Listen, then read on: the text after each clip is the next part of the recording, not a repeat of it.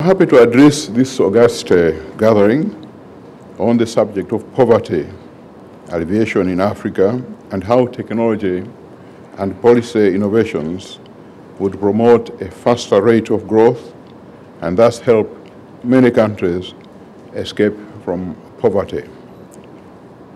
I'm delighted that this summit is focusing on economic development in Africa and how Africa could achieve a quantum leap in the access, acquisition, and application of science and technology to solve the crisis of poverty facing the continent. I wish to thank the Louise Blouin Foundation and the United Nations Office for partnership, for inviting me to participate in this important dialogue.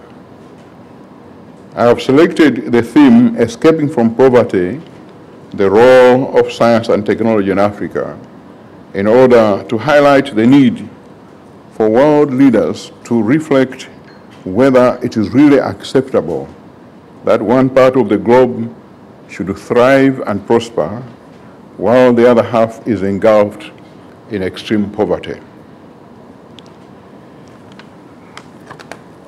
I will start by stating that Africa is not a poor continent. And I'd like to repeat that. Africa is not a poor continent. Rather, it is the people of Africa who are poor. This understanding is extremely important in order to change the mindset. One of the many challenges is to break the technological divide so as to have global equity in the distribution of wealth where the rich nations do not become richer at the expense of the poor nations. Let me now let you know that Malawi, despite being within this global framework of a disadvantage, is actually a success story. During the past 3 years, we have beaten all odds against us, and we have had a green revolution of our own. We have implemented a successful agricultural subsidy program that enabled the country to move from chronic food shortages, famine, and malnutrition to huge food surpluses. We have also moved from rampant corruption to a well-managed economy with high rate of economic growth, and we have empowered the poor urban and rural communities through affordable loans and public works programs. We have prioritized investment in physical and social infrastructure such as roads, energy, telephone and communications networks, public health, education, science and technology as essential prerequisites for increasing industrial production, manufacturing, and trade. My concern is that for the poor African countries to industrialize, there's need for their governments to assist and promote local manufacturing firms to ensure that they can become viable and be able to compete effectively with foreign firms. Presently, hardly any local firms can survive that competition. On the other hand, the industrialized countries are demanding uncontrolled and free market access of their technologically more advanced firms into the developing countries.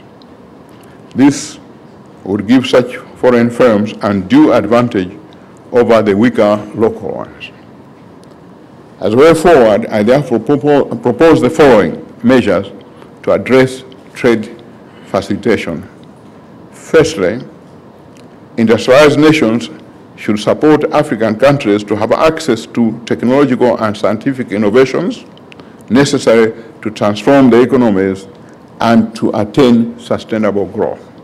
Industrial countries should also agree to allow Africa to use debt cancellation proceeds towards the investment in science and technology so as to create the necessary technological capacities for industrialization agro-processing, rural transformation, and poverty reduction. My appeal to industrialized nations is that the way must be found to enable African countries to participate effectively in the global negotiations so as to benefit from technological innovations, international trade, and global prosperity. I must point out that continued ruthless plunder and exploitation of Africa's mineral resources is no longer a viable option for a new world order. Equity, justice, and fairness must be adhered to in all negotiations involving the rich and the poor nations. I believe that a stronger Africa, economically and indeed politically, is a better trading partner for the OECD countries than a weak one. I must say that a partner who walks with you hand in hand down the road is better than a partner whom you have to carry on your head down the road. And clearly, Malawi doesn't want to be carried on anybody's shoulders.